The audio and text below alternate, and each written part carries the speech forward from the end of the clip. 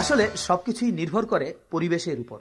তবে এই পরিবেশকে যদি কেউ মনে করেন পরীর মতো বেশ মানে পরিবেশ, তাহলে কিন্তু শেষ। যেমন এই বাড়িওয়ালা ও তার স্ত্রী। আসসালামু আলাইকুম ভাইজান। ওয়ালাইকুম সালাম। বাইরে একটু লেট দেখে ঢুকে পড়লাম। আমি একজন ভাড়াটিয়া, আপনার বাড়ির পরিবেশটা দেখতে এলাম। জি, অনেক ধন্যবাদ। এখানে মোক্ষম কথা বলেছেন, পরিবেশ। আসলে এই পরিবেশটাই হচ্ছে আসল।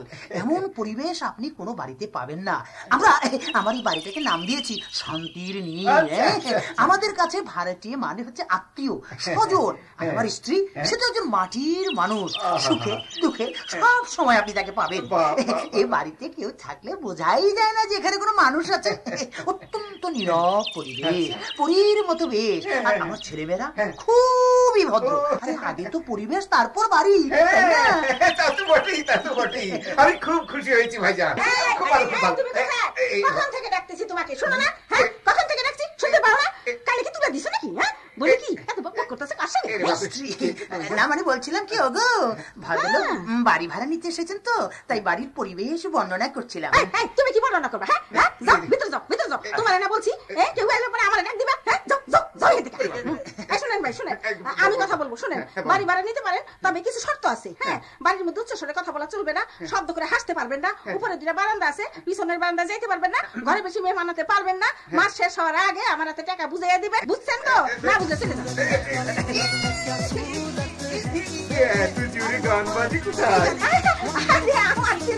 আমার ছেলের ঘরে ও সঙ্গীত খুব ভালোবাসে। এখন ওর গান শোনার সময় তো প্রতিদিন এই সময় গান শুনে। বাপরে, এত জোরে! তাতে আপনার কি অসুবিধা? হ্যাঁ, আপনার কি অসুবিধা? আপনার ঘরে তো করতেছে না। না না না, মানে বলছিলেন কি না যে আমাদের ঘরে কোনো শব্দ করতে পারবো না, তাই জিজ্ঞেস করলাম আর কি। কে গান গাইছে? আমার মেয়ে। ছেলের গান শোনা শেষ হলে মেয়ে শুরু করে। ও অনেক বড় শিল্পী। এই ধর প্র্যাকটিস টাইম, এই সময় কোনো ডিস্টার্ব করা চলবে না। ওর তাতে সঙ্গীতের চর্চায় ব্যাঘাত ঘটবে। আরে বাবা, এটা কি সঙ্গীত চর্চা? হ্যাঁ, ও অনেক বড় টিভি আর্টিস্ট, রুনা ইয়াগনি। কেন আপনি রুনা ইয়াগনির নাম শুনেন নাই? রুনা ইয়াগনি? আরে হ্যাঁ, রুনা আর অলকার ইয়াগনি, এই দুইটা মিলাইয়া স্যাটেলাইট নাম রাখছি রুনা ইয়াগনি। দেখে যে গান গায়, স্যাটেলাইটে গান গায়। কেন ওর অনুষ্ঠান আপনি দেখেন নাই? জি না। আপনি কেমন মানুষ, আমার মেয়ের গান শুনেন নাই? আজকাল তো এক এক চ্যানেলে একই গান 5-6 বার করে দেখায়, রিপিট প্রোগ্রাম। ও তো ভীষণ পপুলার। চোখ থাকি তো অন্ধ কেন? আসলে ওরা কোথায় গায়, কেন গায়, কখন গায়, কখন পপুলার হয়, আবার কখন ঝরে যায়, ঠিক বুঝতে পারি না। আচ্ছা আচ্ছা, এসব আলাপ পরে হবে। শুনছো, ভদ্রলোককে একটু বাড়িটা দেখিয়ে দেই। হ্যাঁ, পরে হবে কেন, এখনই আসল আলাপ। যাও দেখি আনো, আর শর্ত লিখে দস্তখত করে নিও। আসেন ভাই সাহেব, বাড়িটা দেখি। আর বাড়ি দেখে কি হবে ভাই সাহেব? আপনিই তো বলেছিলেন আগে পরিবেশ তারপর বাড়ি দেখা।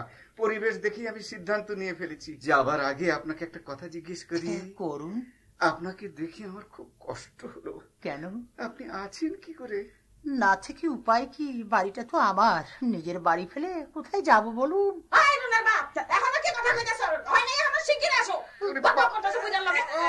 আপনি বড় চান আমি পালাই, বিপদ হতে পারে। আসসালামু আলাইকুম।